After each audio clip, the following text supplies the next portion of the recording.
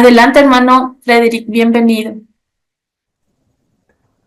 Hola, ¿qué tal, hermana Jenny? Encantado de estar aquí y gracias por la presentación. Como siempre, tengo que compartir pantalla. Antes de empezar, vamos a compartir y luego ya nos ponemos en tema. A ver, yo diría que lo he hecho bien, ya me confirmaréis. Sí, hermano, está perfecto. Sí, ¿verdad? Sí, Perfecto. amén. Pues ahora voy a minimizar aquí. Listo. Perfecto, pues bueno, como os decía, es un placer estar de nuevo con vosotros aquí. Hace un tiempo ya de la primera vez que estuve aquí. Y bueno, siempre es un placer compartir con vosotros. No opino mucho en el grupo por falta de tiempo, a veces porque lo veo tarde al tener diferencia horaria entre América y Europa, pero siempre intento leerlo, aunque sea tarde. Y realmente cada día me sorprendéis más como iglesia, porque sois una iglesia que trabajáis un montón, hacéis un montón de actividades, estáis todos muy entregados y eso, por desgracia, no abunda, con lo cual quien encuentra algo así pues desde luego ve que la bendición del Señor está ahí, ¿no? O sea que os animo a seguir con todas esas tareas, con todas estas vigilias, proyectos, etcétera, porque son de mucha bendición en cada una de las áreas en que estáis actuando. Imagino que el sonido está correcto, mi sonido, porque antes lo probé era un poco bajo, pero bueno, si se oye bien, podremos empezar. Se oye bien, hermano. Vale, Sí, vale, se oye perfecto. bien. Genial, genial. Pues bien, vamos a empezar sin más dilación con el tema. Lo he titulado Jesús fue y es realmente nosotros, entre comillas, para evitar cualquier tipo de duda, ¿verdad? O malinterpretación en este título. ¿Y por qué digo eso? Pues porque ahí vamos a estudiar realmente una doctrina o un tema que es absolutamente central y capital en la fe cristiana. Sin esto, no hay plan de redención, no hay justificación por la fe, no hay victoria sobre el pecado, no hay, de hecho, no hay absolutamente nada. Y vamos a darnos cuenta del por qué. Es un tema que he tratado desde varias aristas a lo largo de mi vida cristiana, desde que conozco esta doctrina, pero de la forma que lo voy a hacer hoy nunca lo he hecho. Y creo que es una forma muy buena para darnos cuenta de cuán realmente Jesús fue y es nosotros, cuán realmente podemos emparentarnos con Jesús y realmente considerarlo como nuestro real ejemplo. Y para empezar vamos a leer el siguiente texto. Está en Hebreos 2, versículos 9 y 11. El último fue el versículo que propuse para leer como lectura bíblica de presentación del tema, porque realmente alrededor de ese versículo 11 va a girar todo y ya nos vamos a dar cuenta de ello. Mirad, nos dice así, Hebreos 2:9. Pero vemos a aquel que fue hecho un poco menor que los ángeles, a Jesús. El capítulo 1 de Hebreos, si lo habéis leído, nos habla de la naturaleza divina del Hijo de Dios. Y en el capítulo 2, que es el que vamos a tratar hoy, nos habla de Jesús, de la naturaleza humana que adoptó el Hijo de Dios cuando vino aquí en la tierra. Y eso es importante tenerlo claro, ¿no? Para saber de qué habla cada capítulo en todo momento y según lo que queramos mostrar o predicar, pues ir a uno o a otro. Por ejemplo, Filipenses 5 nos habla de la forma de Jesús como Dios y la forma de Jesús como hombre. Nos dice que realmente tenía una forma divina que dejó aparcada en el cielo y que realmente tomó nuestra forma. Cuando alguien veía a Jesús en la época que estuvo aquí en la tierra, veían a un hombre, realmente a un hombre, no a alguien con apariencia de hombre pero que no se sabía muy bien lo que era, sino que realmente veían a un hombre. Y en Hebreos 1 nos habla de la naturaleza divina del Hijo y en Hebreos 2 nos habla de la naturaleza humana de Jesús. En los dos casos vemos que tenía realmente una naturaleza divina, que ésta nunca la dejó y que realmente también tuvo una naturaleza humana. De hecho, como veremos, exactamente nuestra naturaleza humana, la cual revistió su naturaleza propia, que es la divina. Y teniendo en mente eso, pues entendemos esto, ¿no? Aquí ven a quién, a Jesús, al Hijo del Hombre, coronado de gloria, dice el texto, y de honra, a causa del padecimiento de la muerte, para que por la gracia de Dios gustase la muerte por todos. Porque convenía aquel por cuya causa son todas las cosas y por quien todas las cosas subsisten, que habiendo de elevar muchos hijos, y atención a esto porque luego veremos quiénes son nuestros hijos, a la gloria, perfeccionase por aflicciones al autor de la salvación de ellos. Porque el que santifica, ¿quién es? Cristo, y los que son santificados, ¿quién es? La humanidad, el hombre, de uno son todos, por lo cual no se avergüenza de llamarlos hermanos. Luego vamos a ver a qué se refiere a este uno, de quién son todos. Luego lo vamos a ver con claridad, recordando que este capítulo habla de la naturaleza humana del Hijo del Hombre. Pero para entender eso, primero debemos comprobar bíblicamente cómo Cristo vino a ser nosotros, literalmente nosotros, porque de alguna forma lo tuvo que hacer. Y de hecho, solo había una manera. Y fijaros qué impresionante. Por eso es la doctrina central del cristianismo, y sin ella literalmente no hay Salvador y no hay nada. Vino a ser nosotros mediante la adopción de nuestra naturaleza, de nuestra carne. Mira que nos dice Juan 1,14. Dice, y aquel verbo, que en el versículo 1 del mismo capítulo de Juan 1 nos identifica que es Cristo, fue hecho carne y habitó entre nosotros, y vimos su gloria, gloria como del unigénito del Padre, lleno de gracia y de verdad. Con lo cual aquí vemos al Hijo de Dios haciéndose carne y habitando entre nosotros. Y luego en Romanos 1:3 nos avanza un poco más en el tema. Dice que acerca de su Hijo, nuestro Señor Jesucristo, que era del linaje de David, según la carne. Con lo cual, de momento ya tenemos dos testimonios, dos textos que nos dicen que Jesús vino a ser nosotros adoptando nuestra carne, nuestra naturaleza. Eligió este camino. El Verbo se hizo carne, revistió su naturaleza propia de nuestra naturaleza humana caída, y así vino a ser nosotros. Era del linaje de David según la carne. ¿Qué carne tenía David? Obviamente la nuestra, tenía nuestra naturaleza caída, con lo cual Cristo también adoptó exactamente la misma. Y fijaros otro texto que aún es más claro. Romanos 8, versículos del 3 al 4. Y a ese texto vamos a volver un poco más adelante también para llegar a una conclusión. Nos dice, porque lo que era imposible para la ley, por cuanto era débil por la carne, Dios, enviando a su Hijo en semejanza de carne de pecado y a causa del pecado, condenó al pecado en la carne.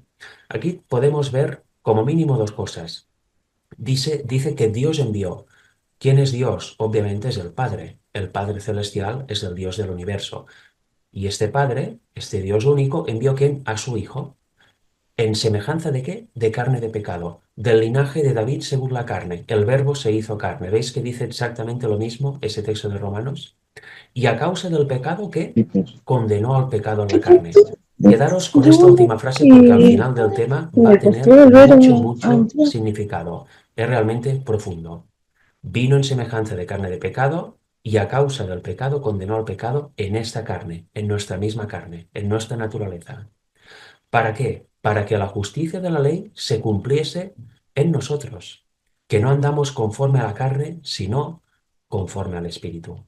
Debía cumplirse algo en nosotros y dice que es la justicia. Luego veremos un poco más al respecto. Pero de momento ya hemos establecido una cierta base, ¿verdad? Vino a ser nosotros mediante nuestra carne, tomando nuestra misma carne. Pero también vino a ser nosotros en otro aspecto muy significativo, sin el cual también estaríamos absolutamente perdidos si no hubiera compartido con nosotros esto que vamos a leer ahora.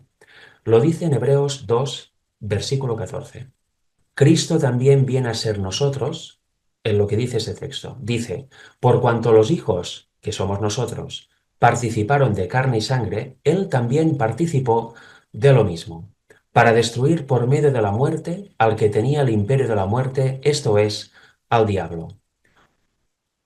¿Qué dice aquí? Que participó exactamente de nuestra misma carne, como ya hemos visto, y también de nuestra misma sangre, de nuestra misma vida.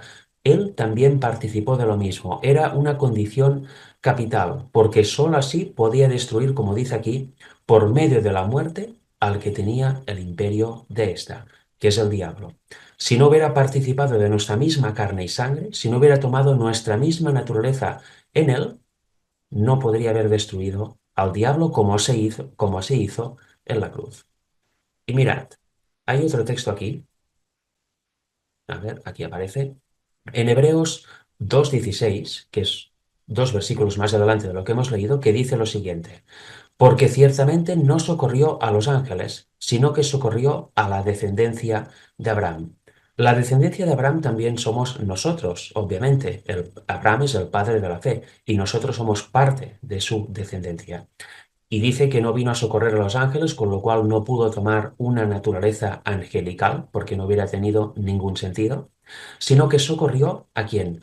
A nosotros. Por ese hecho, en el versículo 14 dice que participó de nuestra misma carne y sangre, de la carne y sangre que tenemos los descendientes de Abraham, que tenemos, en definitiva, toda la humanidad, la única carne que conoce este mundo desde que se necesita Salvador. ¿Veis qué importante eso? En esto también fue nosotros. Y si seguimos un poco más, tenemos que indagar un poco en esta carne, porque en esta carne hay de forma natural, de forma inherente, unas tendencias que si se aceptan nos llevan a pecar. Y debemos saber dónde se originaron esas tendencias que tienen nuestra carne, porque obviamente si Cristo tuvo nuestra carne, nuestra misma naturaleza, también tuvo esas tendencias en él. Y vamos a ver de dónde se originaron, pero primero vamos a ver cómo actúan. En Santiago 1,14 nos dice así, dice, sino que cada uno es tentado cuando de su propia concupiscencia es atraído y seducido. ¿Cómo somos tentados? Cuando de nuestras propias tendencias al mal que tenemos en nuestra carne, somos atraídos y seducidos. Y luego Santiago sigue explicándonos que si éstas son aceptadas y no son sometidas por el poder de Dios en nosotros, pues suben a nuestra mente, ahí se concibe el pecado y al final que eleva a una acción pecaminosa, se eleva a un pecado cometido. Pero aquí nos vamos a centrar en eso. Somos tentados mediante la acción de nuestras propias tendencias que tenemos en nuestra carne. Eso es importante para ver lo siguiente, porque mira que nos dice aquí también en Hebreos 2. Dice, por lo cual debía ser en todo semejante a sus hermanos, hablando de Cristo, no nos olvidemos, para venir a ser misericordioso y fiel sumo sacerdote en lo que a Dios se refiere, para expiar ¿qué? Los pecados del pueblo.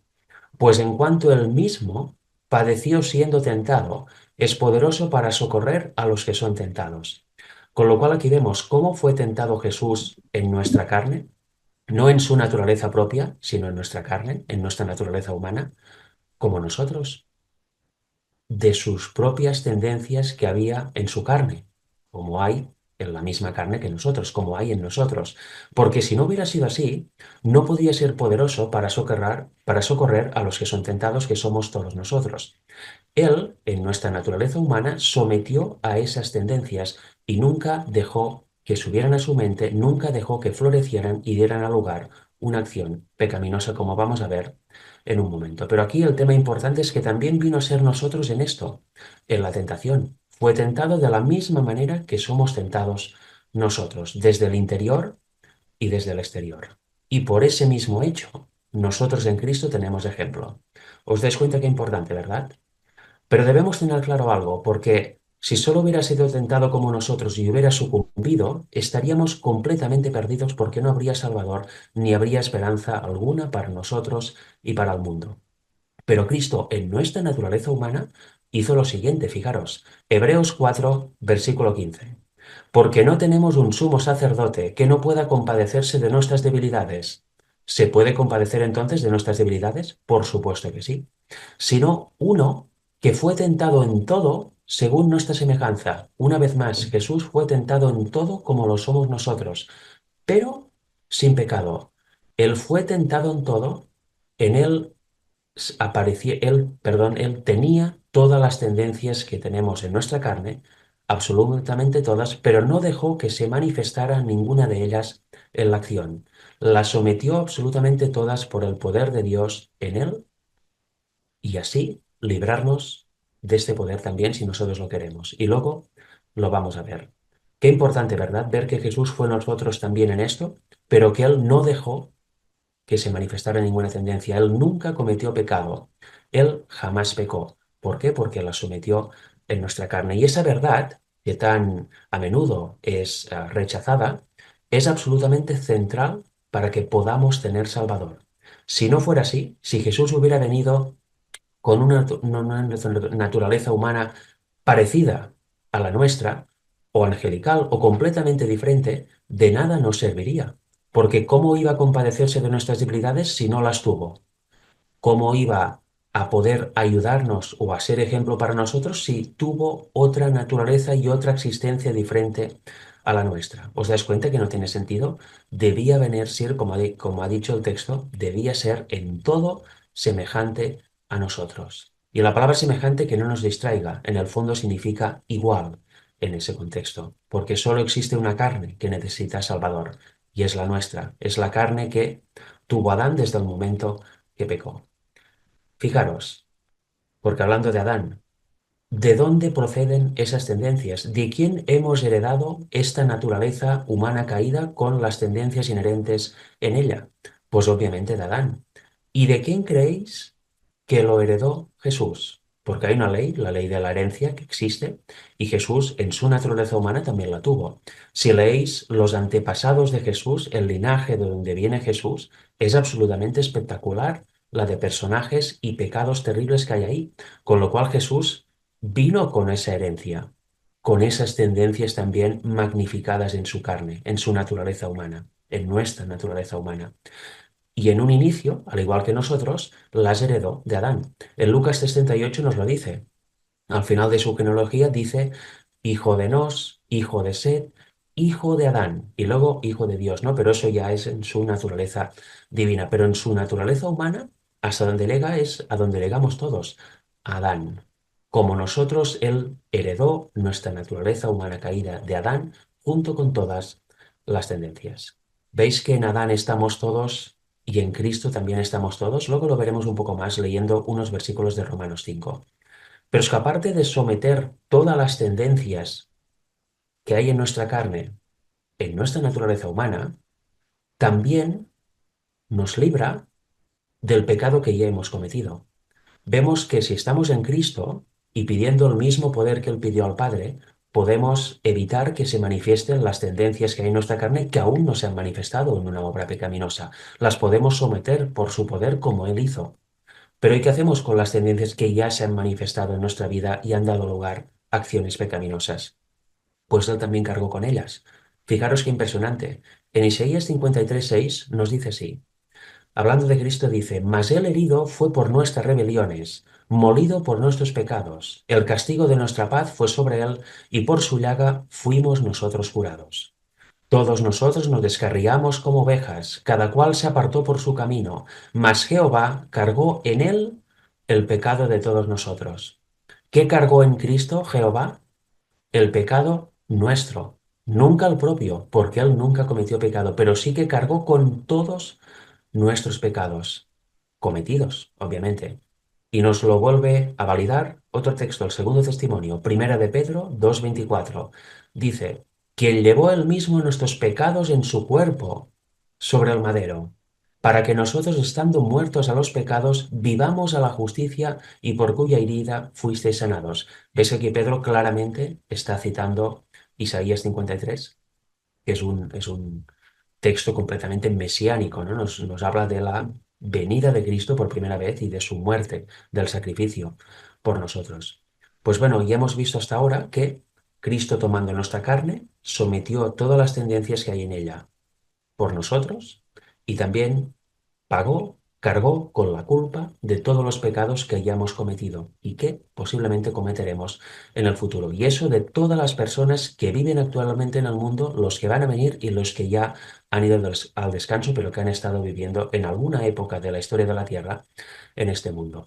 Es una realidad realmente estremecedora, ¿verdad?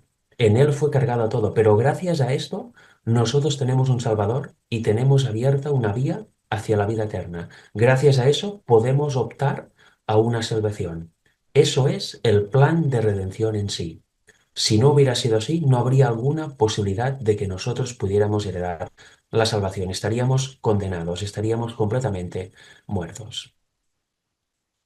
Ahora tiene más sentido esto, ¿verdad? Romanos 8:3. Dios, enviando a su Hijo en semejanza de carne de pecado y a causa del pecado, condenó al pecado en la carne. En nuestra naturaleza venció completamente al pecado, lo sometió, dejó a Satanás absolutamente vendido y derrotado. Y lo hizo siendo nosotros, con lo cual nosotros, si creemos esto que hemos visto, y vamos a ver aún un poco más, estamos también en él y podemos gozar de esta vida nueva. pero debemos creer. Fijaros, he puesto esto aquí para que no se me olvidara. Cristo sometió todas las tendencias que hay en nuestra carne y pagó la culpa de las que ya han aparecido. Cristo realmente venció el pecado en la carne, como dice Romanos 8:3, con lo cual tenemos una victoria completa y absoluta e integral en Cristo. Por tanto, yo me pregunto, si conocemos esto, ¿vamos a dejar que las tendencias que hay en nuestra carne que aún no se han manifestado se manifiesten? ¿Vamos a estar en temor por si no nos ha perdonado el Señor de nuestros pecados ya cometidos? Vemos que en Cristo tenemos la completa victoria. Para hacer uso de eso, para poder participar de este gozo, debemos que creer, obviamente, debemos creer absolutamente todo esto que hemos visto. Porque si no creemos, es la única posibilidad que tenemos de no ser partícipes de esto. Cristo nos lo da, de hecho, como veremos en un momento, ya lo ha hecho todo, y nosotros, nuestro trabajo, el trabajo de nosotros es simplemente creerlo para ser partícipes de este gozo y realmente tener una experiencia nueva, una vida en justicia, una vida en donde cuando venga la tentación pidamos la salida al Padre y el poder para resistirla, en el nombre de Jesús, como Él hizo. ¿Veis qué experiencia nos da Dios para nosotros, para vivir? Es impresionante. Pero debemos entrar en algo más, porque aún ha sido de nosotros en algo más Cristo. Os pregunto, ¿sintió la culpa Cristo? ¿Tuvo conciencia de condenación de nuestros pecados cuando le fueron imputados?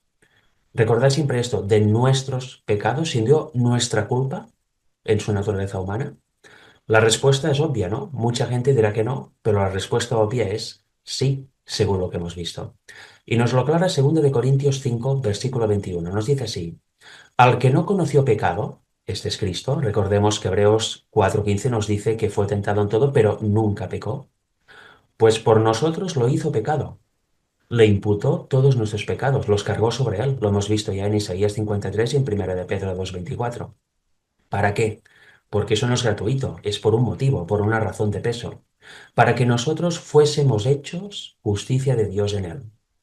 Yo os pregunto, si de nosotros no puede salir ni una sola partícula de justicia, de nosotros no puede salir nada genuinamente bueno, nuestra experiencia natural es pecar, pecar, pecar y pecar.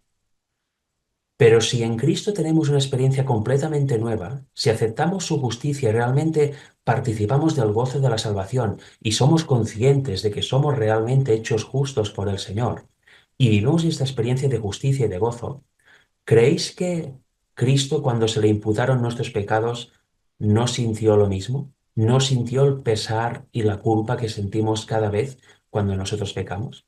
Por supuesto que sí. Si Él nos imputa su justicia y nosotros sentimos este gozo y somos participantes de esta salvación, tenemos una vida así. Cristo, cuando le fueron imputados los pecados, también sintió esta culpa y fue absolutamente terrible. Si leéis el deseado de todas las gentes cuando habla del capítulo del Getsemaní, ahí os daréis cuenta. Pero no solo sintió la culpa y ya está, sino que, como veremos, vivió la muerte segunda también por nosotros en la cruz. Mira, pero antes os quiero comentar algo. En Hebreos 10 nos dice algo que debemos creer completamente. Dice, pero Cristo, habiendo ofrecido una vez para siempre un solo sacrificio por los pecados, se ha sentado a la diestra de Dios.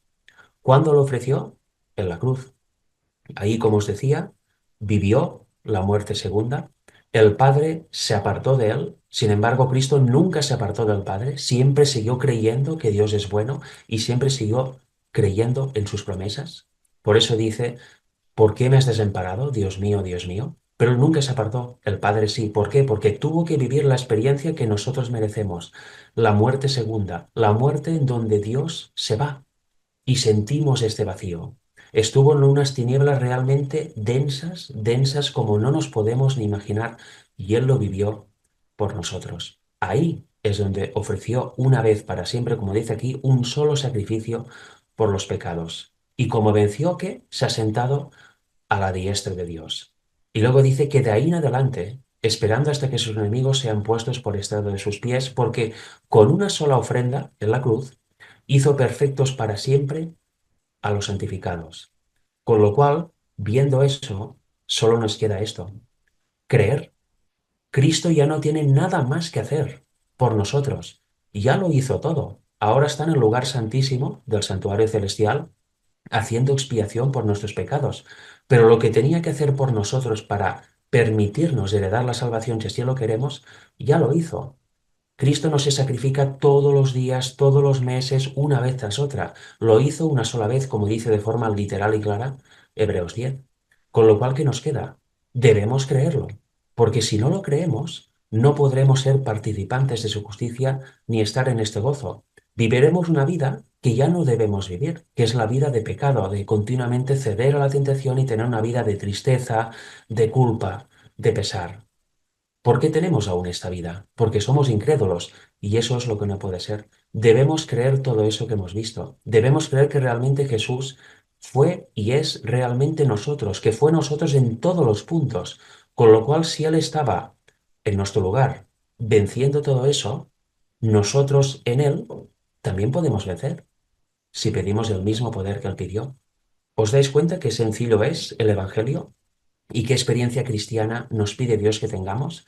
Esta es la verdadera experiencia cristiana, la de vivir sin pecado, porque decidimos elegir no pecar cada vez que viene la tentación. Qué diferente es del evangelio moderno o del evangelio popular, ¿verdad? Es un evangelio sin vida, un evangelio satánico, de hecho, que no tiene poder. En cambio, esto, no me digáis que no tiene poder, no me digáis que eso no es una buena nueva. Por supuesto que sí. Mira, vamos a leer un poquito más. En Juan 15, versículos del 1 al 7, nos dice lo siguiente. Nos dice que Él es la vid verdadera y que su Padre es el labrador, por supuesto. Luego nos dice que todo pámpano que en mí no lleva fruto, lo quitará. Y todo aquel que lleva fruto lo limpiará, para que lleve más fruto. Y a vosotros estáis limpios por la palabra que os he hablado. ¿Creemos que estamos limpios realmente por la palabra que nos ha hablado o no? Luego dice, permaneced en mí y yo en vosotros. Eso es clave. Debemos permanecer en Él, pero Él también en nosotros. ¿Por qué? Por medio de su Espíritu Santo, por la fe. Como el pámpano no puede elevar fruto por sí mismo si no permanece en la vid, así tampoco vosotros si no permanecéis en mí. ¿Alguien tiene dudas de que un pámpano puede seguir viviendo si es desgajado de la vid y cae al suelo? ¿Verdad que no? Se va a pudrir y va a acabar desapareciendo. Pues tampoco deberíamos tener dudas que nosotros, si no estamos en Cristo y Él en nosotros, no tenemos nada que hacer. No hay vida alguna para nosotros. Estamos destinados a la muerte, si no es así. El versículo 5 nos dice, yo soy la vid, vosotros los pámpanos. El que permanece en mí y yo en él, de nuevo, éste lleva mucho fruto, porque separados de mí, nada podéis hacer. Lo vuelvo a repetir, separados de mí, nada podéis hacer. El que en mí no permanece será echado fuera como pámpano y se secará, y los recogen y los echan en el fuego y arden. ¿No recuerda lo que dice al final del libro de Apocalipsis? Los que están fuera, ¿dónde van? Al fuego, arden y dejan de ser para siempre. Esos son los impíos, los que no aceptaron a Cristo como Salvador, los que no quisieron el Evangelio y que prefirieron el Evangelio de la bestia, el Evangelio de Roma. Pero el que permanece en Cristo realmente lleva mucho fruto y hereda la vida eterna. Tiene realmente ese poder de Cristo en él. Y el versículo 7, y si permanecéis en mí y mis palabras permanecen en vosotros, pedid lo que queréis y os será hecho. ¿Realmente permanecen las palabras que hemos visto en este tema en nosotros? Espero que sí, porque son la vida, junto con muchas otras, obviamente, que no hemos visto hoy. El Evangelio es un todo, y si permanece realmente en nosotros y lo creemos de corazón, tal y como Dios nos lo entrega, nuestra vida cambia y pasamos a permanecer en Cristo, pasamos a ser crédulos y nuestra vida cambia completamente. Nuestra existencia ya no tiene nada que ver con la anterior. Ahí realmente el hombre antiguo deja de ser. Porque recordad, Romanos nos dice que somos participantes del ministerio de Cristo en el momento del bautizo. Entramos en él en el momento de su muerte, que es parte de lo que hemos visto también hoy. Ahí realmente el hombre antiguo muere y nace uno de nuevo. Eso es muy importante para las personas que se quieren bautizar. La experiencia del bautizo no es un acto para estar con los hermanos, mojarse un poco y ya está, y decir, sí, sí, vida nueva, soy persona nueva, y luego seguir pecando. No, no, no. La persona que se bautiza debe tener una conciencia firme de que en Cristo puede vencer todo pecado y que realmente cuando sale del agua es una persona nueva, que ha comprendido el Evangelio y que cada vez que venga la tentación sabe que hay un poder que Dios le puede dar, si él se lo pide, para vencer la tentación. No debemos hacer como el hombre antiguo que cedía y tenía una vida llena de pesar. Debemos resistir la tentación, debemos querer resistir la tentación por el poder de Cristo. Eso es importantísimo. Ahí la persona demuestra realmente que vive una vida nueva y que realmente el bautizo lo ha hecho entendiendo qué es el Evangelio, si no es simplemente un baño más. Mirad, en Romanos 5, versículos del 18 al 19 nos dice así. Así que como por la transgresión de uno, ¿quién es este uno? Adán. ¿Vino la condenación a quién? A todos los hombres. De la misma manera, por la justicia de uno, ¿quién es? Jesús. Vino a quién? A todos los hombres también. La justificación de vida. Aquí vemos a los dos Adanes, el Adán terrenal y el Adán celestial. Luego lo vamos a ver en 1 de Corintios. Pero fijaros, por la transgresión de uno, por el pecado de uno, que vino la condenación a todos. ¿Por qué? Porque desde entonces ya no somos hijos de Dios como si fue Adán. Lo dice la Biblia. Dice que Adán engendró hijos a su imagen, no a imagen de Dios ya. Con lo cual todos nacemos con esa naturaleza caída, con esta naturaleza que tiene esas tendencias inherentes en ella, que nos llevan de continuo a pecar. Por eso las consecuencias del pecado de Adán se transmiten a todos nosotros. Estamos en desgracia, pero la justicia de uno, que es Cristo, también viene a todos nosotros. Y si la queremos, tendremos una experiencia nueva. Y ya no hará falta que las tendencias que hay en nuestra carne se manifiesten más. Ya no hará falta que demos a luz más pecado, porque en él lo podremos vencer. Seremos justificados, es justificación de vida. Y dice el versículo 19, porque así como por la desobediencia de un hombre, una vez más Adán, los muchos fueron constituidos pecadores, así también por la obediencia de uno, Jesús, los muchos serán constituidos justos. ¿Veis? Todos estamos en Adán, pero también todos estamos en Cristo. O elegimos a uno o elegimos a otro. Si elegimos el primer Adán, seguiremos como cediendo y cediendo a la tentación sin esperanza alguna. Si elegimos al segundo Adán, que es Cristo, tendremos una vida nueva. Tendremos una vida de obediencia a los mandamientos de Dios. Realmente es una experiencia única. En 1 Corintios 15, versículos 45, 47 y 49, cimenta un poco más esa idea de los dos Adanes. Dice así, así también está escrito, fue hecho el primer hombre, Adán, alma viviente. El postrer Adán, ¿qué? Espíritu vivificante. El primer hombre es de la tierra, terrenal. El segundo hombre, que es el Señor, es del cielo.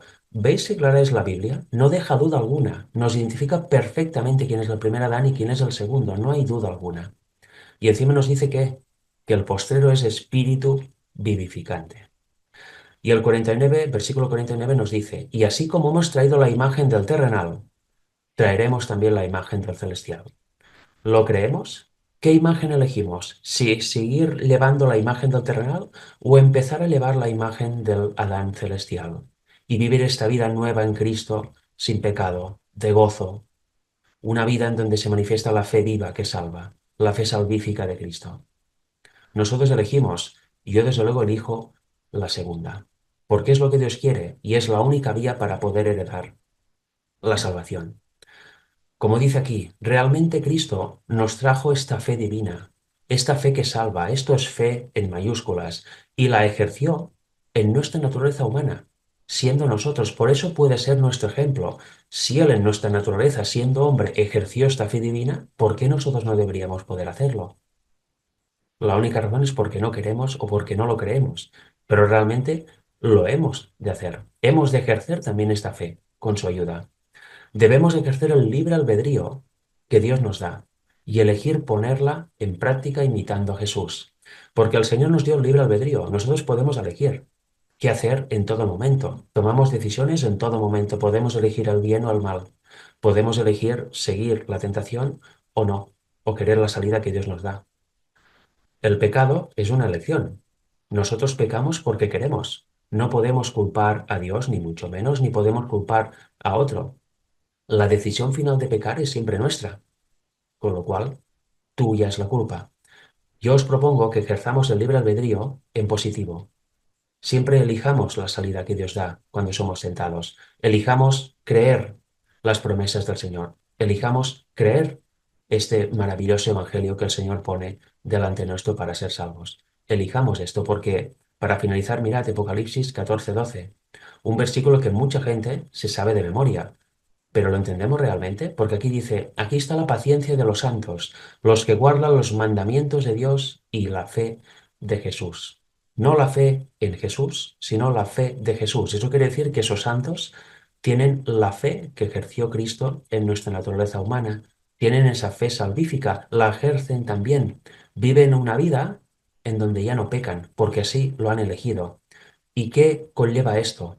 ¿Qué conlleva aceptar las justicias de Cristo y el sacrificio de Cristo? Pues entender los mandamientos correctamente, entender la ley correctamente y guardarlos. Pero no guardarlos por temor a, o por si acaso, o porque, bueno, de forma legalista. Aquí está escrito, pues yo lo guardo y ya está. En el fondo no, ni quiero, no tengo ganas, pero lo guardo.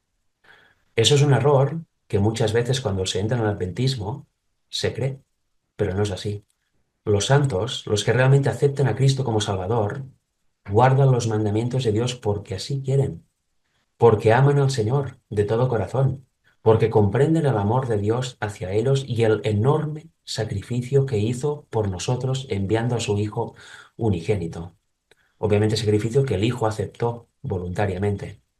Son personas que guardan los mandamientos de Dios de corazón, porque como he dicho, aman a Dios y entienden el pecado y ven el pecado como Dios lo ve. Por eso les repugna, les pasa de gustar a repugnar. Eso es nuevo nacimiento en Cristo.